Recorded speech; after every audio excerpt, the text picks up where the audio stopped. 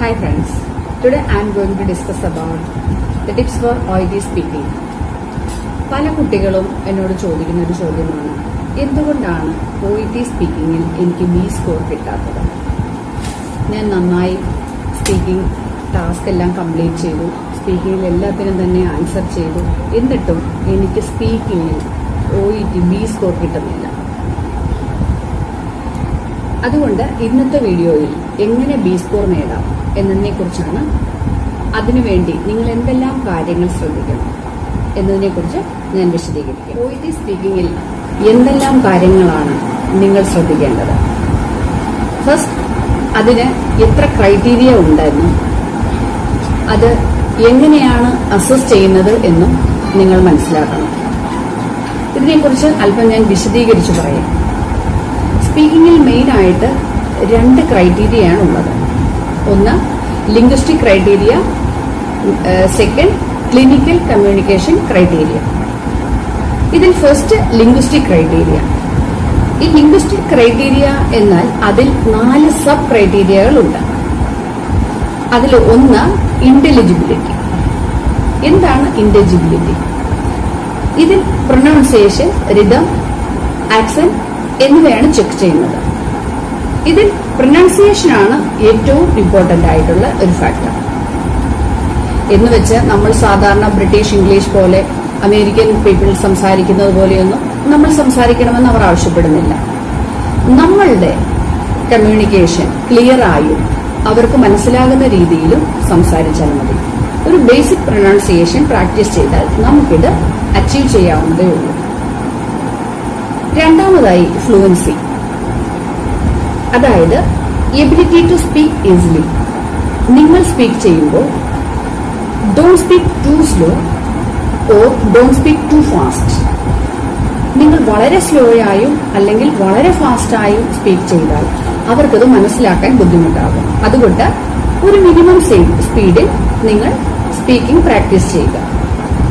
അത് നമ്മൾ ശീലമാക്കിയാൽ നമുക്ക് ആ ബുദ്ധിമുട്ട് മാറിക്കിട്ടും. അതുകൂടാതെ 2 നേട്ടങ്ങൾ കൂടിയുണ്ട്.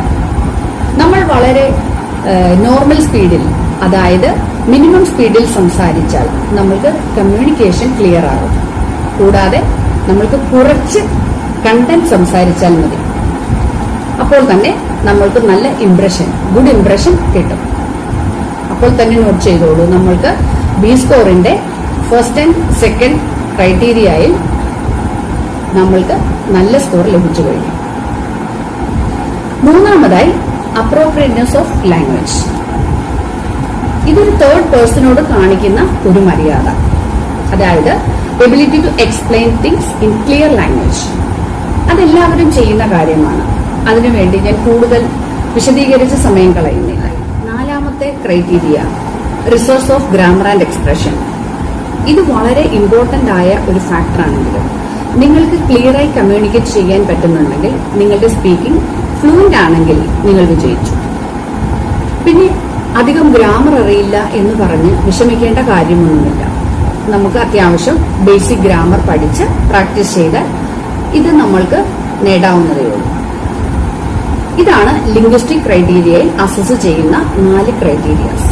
നിങ്ങൾക്കിത് മനസ്സിലായി എന്ന് ഞാൻ വിശ്വസിക്കുന്നു. ഇനി അടുത്തത് OET സ്പീക്കിംഗിലെ വളരെ ഇമ്പോർട്ടന്റ് ആയ ഒന്നാണ് ക്ലിനിക്കൽ കമ്മ്യൂണിക്കേഷൻ ക്രൈറ്റീരിയ. ഇതിലും 5 സബ് ക്രൈറ്റീരിയാസ് ഉണ്ട്.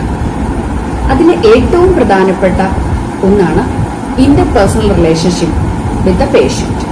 നമ്മൾ പേഷ്യന്റുമായി ഇന്റർപേഴ്സണൽ റിലേഷൻഷിപ്പ് ബിൽഡപ്പ് ചെയ്യുക. സോ റിലേഷൻഷിപ്പ് ബിൽഡിംഗ് ആണ് ഒന്നാമത്തെ ക്രൈറ്റീരിയ. ഇത് നമുക്ക് എങ്ങനെ ചെയ്യാം എന്നതാണ് ഞാൻ പറയുന്നത്. ഫസ്റ്റ്, നമ്മൾ പേഷ്യന്റിന്റെ ക്യൂ കാർഡ് കിട്ടും. നമ്മളുടെ OET സ്പീക്കിംഗിൽ ക്യൂ കാർഡ് കിട്ടുമ്പോൾ നമ്മൾ ആദ്യം എന്താണ് ചെയ്യുന്നത്? പേഷ്യന്റിനെ നേഴ്സാണ് ആദ്യം വിഷ് ചെയ്ത് സ്റ്റാർട്ട് ചെയ്യുന്നത്, അല്ലേ? അപ്പോൾ നമ്മൾ എങ്ങനെയാണ് പേഷ്യന്റിനെ വിഷ് ചെയ്ത് സ്റ്റാർട്ട് ചെയ്യുന്നത്? Good morning, I am so and so, I am one of the registered nurses in this facility. I will be taking care of you today. How can I help you? നമ്മൾ ഇങ്ങനെ ചോദിക്കുമ്പോൾ പേഷ്യന്റിന് ഒരു comfort position നമ്മൾ കൊടുക്കുന്നു. നമ്മളൊരു door open ചെയ്യുവാണ് അല്ലെ, പേഷ്യന്റിന് സംസാരിക്കാനുള്ള ഒരു ഡോർ ഓപ്പൺ ചെയ്ത് കൊടുക്കുന്നു. അപ്പോൾ പേഷ്യന്റ് ഡെഫിനറ്റ്ലി അത് അതിന്റെ ആൻസർ തരും.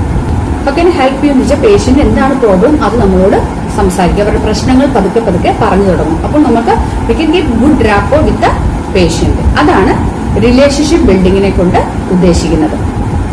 അത് നമ്മൾ വളരെ നന്നായി ശ്രദ്ധിക്കണം. ഓക്കെ, സെക്കൻഡ് പോയിന്റ് എന്ന് വെച്ചാൽ understanding and incorporating the patient perspective.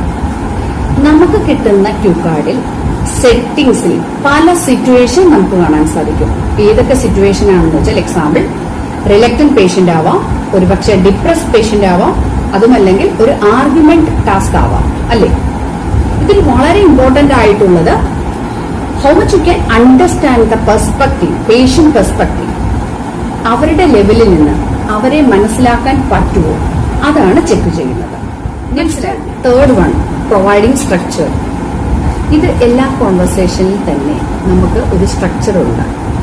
ഇത് ഫുൾ സ്പീക്കിംഗ് സെഷനിൽ ആ സ്ട്രക്ചർ നമ്മൾ മെയിൻറ്റെയിൻ ചെയ്യണം. എക്സാമ്പിൾ, പേഷ്യന്റ് ഒരു കാര്യം നമ്മളോടൊരു ക്വസ്റ്റ്യൻ ചോദിച്ചാൽ അതിനുള്ള ആൻസർ വേണം നമ്മൾ പറയാൻ. അതിനെ കണക്ട് ചെയ്തിട്ടുള്ള ആൻസറും അതിന്റെ അഡ്വൈസും ആയിരിക്കണം നമ്മൾ പേഷ്യന്റിനോട് പറയേണ്ടത്. അതാണ് ഒരു സ്ട്രക്ചർ. അതല്ലാതെ ഒരു കണക്ഷനും ഇല്ലാത്ത ഒരു ചോദ്യത്തിന് വേറൊരു ആൻസർ പറഞ്ഞാൽ അതുമായിട്ട് മാച്ച് ചെയ്യത്തില്ല. അപ്പോൾ ഒരു ഓർഡർ അനുസരിച്ച് ഒരു സ്ട്രക്ചർ നമ്മൾ മെയിൻറ്റെയിൻ ചെയ്താൽ ബ്യൂട്ടിഫുൾ ആയിട്ട് നമുക്ക് സ്പീക്കിങ്ങിൽ ആ ക്രൈറ്റീരിയയും നമുക്ക് കടന്നു പോകും. ഓക്കെ, ഇനി അടുത്തത് ഇൻഫർമേഷൻ ഗ്യാതറിംഗ്.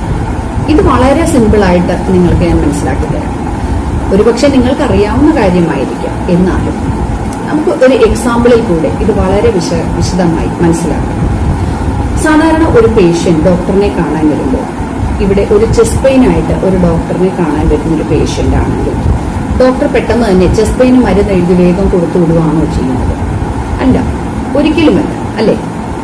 അതിനു പകരം പേഷ്യന്റിനോട് എന്താണ് ചെസ്റ്റ് പെയിൻ, എവിടെയാണ്, അതായത് അതിന്റെ സ്ഥാനം ലെഫ്റ്റ് സൈഡിലാണോ റൈറ്റ് സൈഡിലാണോ അതോ സെന്ററിലാണോ, അതിന്റെ പൊസിഷൻ എവിടെയാണ് ചെസ്റ്റ് പെയിൻ, ഇത് എപ്പോൾ തുടങ്ങി, പിന്നെ ഈ പെയിൻ വരുന്ന സമയത്ത് ബ്രീത്തിങ് ഡിഫിക്കൽട്ടി ഉണ്ടോ, നെക്ക് പെയിൻ ഉണ്ടോ, ഇത് എല്ലാ കാര്യങ്ങളും അത് പേഷ്യന്റിനോട് ചോദിച്ച് പാസ്റ്റ് ഹിസ്റ്ററി അല്ലെങ്കിൽ പ്രസന്റ് ഹിസ്റ്ററി മനസ്സിലാക്കി അതിനുശേഷം ഡയഗ്നോസ് ചെയ്തതിന് ശേഷമാണ് മെഡിസിനൊക്കെ അഡ്വൈസ് ചെയ്ത് കൊടുക്കുന്നത്.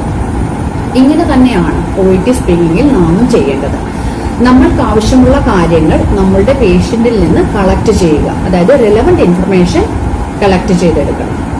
ഓക്കെ, അപ്പോൾ മാത്രമേ അതിൽ നമ്മൾക്ക് ഫുൾ സ്കോർ നേടാൻ പറ്റുള്ളൂ. ഇൻഫർമേഷൻ ഗ്യാതറിംഗ് വളരെ ഇമ്പോർട്ടന്റ് ആണ് OIT സ്പീക്കിംഗ്. അടുത്തതായി നമുക്ക് ഫിഫ്ത്ത് വൺ, ഗിവിംഗ് ഇൻഫർമേഷൻ. ഇതെന്താണെന്ന് വെച്ചാൽ we should give appropriate information to the patient. So ഇതൊക്കെയാണ് സ്പീക്കിങ്ങിൽ നിങ്ങൾ ശ്രദ്ധിക്കേണ്ട കാര്യം. ഇത് നന്നായി മനസ്സിലാക്കി നിങ്ങൾ പ്രാക്ടീസ് ചെയ്താൽ ഉറപ്പായും OIT സ്പീക്കിങ്ങിൽ A സ്കോർ കിട്ടും. ഇനി OIT സ്പീക്കിങ്ങിൽ ശ്രദ്ധിക്കേണ്ട വേറെ 3 പ്രധാനപ്പെട്ട കാര്യങ്ങൾ കൂടിയുണ്ട്.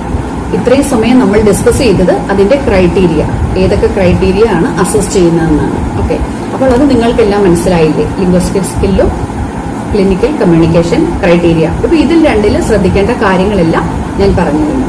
ഇനി അതിലും ഇമ്പോർട്ടന്റ് ആയിട്ടുള്ള 3 പ്രധാനപ്പെട്ട കാര്യങ്ങളാണ് ഞാൻ നിങ്ങളോട് ഡിസ്കസ് ചെയ്യാൻ പോകുന്നത്. അതിൽ ഒന്നാമത്തേത് listen the patient and empathise. നമ്മൾ ലിസൺ ചെയ്യണം, എംപതൈസ് ചെയ്യണം. അതിനുവേണ്ടി നമ്മൾക്ക് കിട്ടുന്ന ക്യൂ കാർഡ് എന്താണ്, അതിൽ സെറ്റിംഗ്സ് നമ്മൾ വളരെ ഇമ്പോർട്ടന്റ് ആണ്. സെറ്റിംഗ്സ് നോക്കിയിട്ട് വേണം നമ്മൾ സ്പീക്കിംഗ് മനസ്സിലാക്കി വേണം സ്റ്റാർട്ട് ചെയ്യാൻ. അപ്പോൾ ആദ്യമേ നമ്മൾക്ക് 3 minutes പ്രിപ്പറേഷൻ ടൈം കിട്ടും. ആ 3 minutesൽ നമ്മൾ ഏതാണ് സെറ്റിംഗ്സ് എന്ന് നോക്കി മനസ്സിലാക്കണം. പിന്നീട് അതിൽ എന്താണ് ടാസ്കുകൾ, ആ ടാസ്ക് നോക്കി മനസ്സിലാക്കി നമ്മൾ ജസ്റ്റ് ആ 3 minutes കൊണ്ടൊന്ന് ജസ്റ്റ് പ്രിപ്പയർ ചെയ്തിട്ട് നമ്മുടെ ആ ക്വസ്റ്റ്യൻ പേപ്പറിന്റെ ആ സൈഡിൽ തന്നെ ഒന്ന് നോട്ട് ചെയ്ത് 1 വേർഡോ 2 വേർഡോ വെച്ച് നമ്മളൊന്ന് നോട്ട് ചെയ്ത് വെക്കുക. അതിനുശേഷം അതിൽ പറയാൻ പറ്റുന്ന കൺവിൻസിങ് സെന്റൻസും കൂടി ആ പേപ്പറിൽ തന്നെ ഒന്ന് എഴുതി വെക്കുക. Am I right? Is it clear for you? Are you able to follow me? അങ്ങനെയുള്ള എന്തെങ്കിലും കൺവിൻസിങ് സെന്റൻസും ആ പേപ്പറിൽ തന്നെ എഴുതി വെക്കും. ഓക്കെ, അതിനുശേഷം നമ്മൾ സ്റ്റാർട്ട് ചെയ്യുന്നു. എപ്പോഴും സ്റ്റാർട്ട് ചെയ്യുമ്പോൾ നമ്മൾ പേഷ്യന്റിനെ വിഷ് ചെയ്ത് വേണം സ്റ്റാർട്ട് ചെയ്യാൻ. അതായത് ഇന്റർലോക്കേറ്റർ നമ്മുടെ ഫ്രണ്ടിൽ ഇരിക്കുമ്പോൾ നമ്മൾ പേഷ്യന്റ് ആയിട്ടാണ് നമ്മൾ കാണുന്നത്. അപ്പോൾ നമ്മൾ വിഷ് ചെയ്ത് നേഴ്സാണ് ഇനിഷ്യേറ്റീവ് എടുത്ത് സ്റ്റാർട്ട് ചെയ്യേണ്ടത്. അപ്പോൾ നമ്മൾ സാധാരണയായി സ്റ്റാർട്ട് ചെയ്യുന്നത് നമ്മളുടെ എക്സാം ടൈം മോർണിംഗ് ആണെങ്കിൽ ഗുഡ് മോർണിംഗ്, ആഫ്റ്റർനൂൺ ആണെങ്കിൽ ഗുഡ് ആഫ്റ്റർനൂൺ, ഈവനിങ് ആണെങ്കിൽ ഗുഡ് ഈവനിങ്. അത് according to the exam time speaking session നമ്മൾക്ക് കിട്ടുന്ന ആ ടൈം വെച്ചിട്ട് തന്നെ വേണം നമ്മൾ സ്പീക്കിംഗ് വിഷ് ചെയ്യാൻ. അതല്ലെങ്കിൽ നമ്മളുടെ ക്യൂ കാർഡിൽ പർട്ടിക്കുലർ ടൈം മെൻഷൻ ചെയ്തിട്ടുണ്ട്, morning time you are delivering breakfast അങ്ങനെ തന്നിട്ടുണ്ടെങ്കിൽ ഡെഫിനറ്റ്ലി ആ ടൈം വേണം നമ്മൾ ഇമാജിൻ ചെയ്തിട്ട് ആ സിനാരിയോയിൽ പെർഫോം ചെയ്യാനായിട്ട്. അതൊരിക്കലും മറന്നു പോകരുത്. ഓക്കെ, സാധാരണയായി വിഷ് ചെയ്യുന്നത് good morning, I am so and so, I am one of the registered nurses in this facility, how can I help you എന്ന് ചോദിക്കുമ്പോൾ പേഷ്യന്റിന് പറയുവാനുള്ള ഒരു ഓപ്പണിംഗ് ആണ് നമ്മളവിടെ ചെയ്തു കൊടുക്കുന്നത്. അപ്പോൾ പേഷ്യന്റ് നമ്മളോട് സംസാരിച്ചു തുടങ്ങും. പേഷ്യന്റ് സംസാരിച്ചു തുടങ്ങിയാൽ ഇടയ്ക്ക് കയറി നമ്മൾ സംസാരിക്കരുത്. അത് വളരെ ശ്രദ്ധാപൂർവം കെയർഫുള്ളി ലിസൺ ചെയ്യണം. നമ്മൾ ശ്രദ്ധിച്ച് കേൾക്കണം. പേഷ്യന്റ് പറഞ്ഞു കഴിയുമ്പോൾ മാത്രമേ നമ്മൾ സംസാരിക്കാറുള്ളൂ. തിരിച്ചങ്ങോട്ട് പറയുമ്പോൾ എംപതൈസ് ചെയ്ത് എംപതി മാനറിൽ വേണം സംസാരിക്കാൻ. ഒരു എക്സാമ്പിൾ പറയുവാണെങ്കിൽ പേഷ്യന്റിന് പെയിനായിട്ട് ഉറങ്ങാൻ പറ്റിയില്ല, രാത്രിയിൽ ഉറങ്ങാൻ പറ്റിയില്ല. അപ്പോൾ നമ്മൾ പെട്ടെന്ന് അതിനൊരു ആൻസർ വരുമ്പോൾ ഓക്കെ എനിക്ക് മനസ്സിലാകും, I can understand your situation, I am sorry to hear that. അങ്ങനെ അവരുടെ ആ ഫീലിങ്സിനെ നമ്മൾ മനസ്സിലാക്കിയിട്ട് okay I can give some pain medication for that, അല്ലെങ്കിൽ I can arrange something hot fermentation. Pain എവിടെയാണ് അതനുസരിച്ച് ആ സിറ്റുവേഷൻ അനുസരിച്ച് പേഷ്യന്റിനെ മനസ്സിലാക്കി ആ പേഷ്യന്റ് കംഫർട്ട് കിട്ടുന്ന രീതിയിൽ വേണം നമ്മൾ സംസാരിക്കാൻ. റൈറ്റ്? അപ്പോൾ നമ്മൾ ആ പേഷ്യന്റ് പറയുന്നത് കേട്ട് ആ പേഷ്യന്റിന് റിപ്ലൈ, പേഷ്യന്റ് ഒരു കംഫർട്ട് ഒരു സാറ്റിസ്ഫാക്ഷൻ കിട്ടുന്ന രീതിയിൽ പേഷ്യന്റിനോട് സംസാരിക്കുക. ഓക്കെ, അടുത്തത് second thing, normalising the patient. അതെന്താണെന്ന് വെച്ചാൽ ഒരു എക്സാമ്പിൾ ഞാൻ പറയാം. ഒരു തൈറോയിഡ് കഴിഞ്ഞ പേഷ്യന്റ്, തൈറോയിഡ് സർജറി കഴിഞ്ഞ പേഷ്യന്റ് നമ്മളുടെ വാർഡിൽ അഡ്മിറ്റ് ആയി കിടക്കും. അപ്പോൾ നമ്മൾ സാധാരണ നമ്മൾ റൗണ്ട്സിന് ചെല്ലുമ്പോൾ ആ പേഷ്യന്റ് നമ്മളോട് പറയുവാണ് എനിക്ക് സ്പീക്കിംഗ് ഡിഫിക്കൽട്ടി ഉണ്ട്, സ്വാളോയിങ് ഡിഫിക്കൽട്ടി ഉണ്ട്, സോ എനിക്കതുകൊണ്ട് സംസാരിക്കാൻ പറ്റുന്നില്ല. പേഷ്യന്റ് വളരെ പെയിനോട് കൂടിയാണ് നമ്മളോട് സംസാരിക്കുന്നത്. അത് നമ്മൾ അതിനെ റിയാക്ട് ചെയ്യേണ്ടത് എങ്ങനെ? ഓക്കെ, അപ്പൊ നമ്മൾ പറയണം okay I can feel your situation, so nothing to worry about it, this is quite natural. ഇതൊരു സാധാരണ ഒരു സർജറി, തൈറോയിഡ് സർജറി കഴിഞ്ഞ് സാധാരണ എല്ലാവർക്കും അനുഭവപ്പെടുന്ന ഒരു സൈഡ് ഇഫക്റ്റ് ആണ് സംസാരിക്കാനുള്ള ബുദ്ധിമുട്ടും സ്വാളോ ചെയ്യാനുള്ള ബുദ്ധിമുട്ടും. സോ അതുകൊണ്ട് വറി ചെയ്യണ്ട. കഴിഞ്ഞ ആഴ്ച ഇതുപോലെ തന്നെ ഒരു പേഷ്യന്റിന്റെ സർജറി കഴിഞ്ഞു. അത് ആദ്യമേ ഫസ്റ്റ് ഡേയിൽ സെക്കൻഡ് ഡേയിലും ഈ ഡിഫിക്കൽട്ടീസ് വന്നു. അതനുസരിച്ച് മെഡിസിനും റെസ്റ്റും വോയിസ് റെസ്റ്റും എടുത്തപ്പോൾ 2 ദിവസം കഴിഞ്ഞപ്പോൾ ഇത് മാറി. After week it will be all right. ഒരാഴ്ചയ്ക്കുള്ളിൽ തന്നെ ഇത് ശരിയാകും. ഇത് വറി ചെയ്യേണ്ട ആവശ്യമില്ല, ഇത് നോർമലാണ്, ഇതുകൊണ്ട് ഒട്ടും ടെൻഷൻ ആവേണ്ട കാര്യമില്ല എന്ന് ആ പേഷ്യന്റിന്റെ കൂടെ ചേർന്ന് നിന്ന് അവർക്ക് കൂടുതൽ സപ്പോർട്ട് കൊടുത്ത് അത് നോർമലൈസ് ചെയ്യുന്നതാണ് വളരെ ഇമ്പോർട്ടന്റ് ആയിട്ടുള്ള മറ്റൊരു കാര്യം. ഓക്കെ, പിന്നെ തേർഡ് തിങ്, മൂന്നാമത്തെ കാര്യം, അക്നോളജ് ദ പേഷ്യന്റ്. അക്നോളജ് ചെയ്യുക. പേഷ്യന്റിന് എന്ത് കാര്യവും അവരെ അക്നോളജ് ചെയ്തു എന്ന് ബോധ്യപ്പെട്ടു. അപ്പോൾ ഈ 3 കാര്യമാണ് നിങ്ങളെ കൂടുതൽ ആയി നിങ്ങൾ ഓർത്ത് ചെയ്ത് പ്രാക്ടീസ് ചെയ്യേണ്ട കാര്യം. ഓക്കെ, അപ്പോൾ നിങ്ങൾക്ക് സ്പീക്കിങ്ങിൽ ശ്രദ്ധിക്കേണ്ട എല്ലാ ഇമ്പോർട്ടന്റ് കാര്യങ്ങളും ഞാൻ പറഞ്ഞു കഴിഞ്ഞു.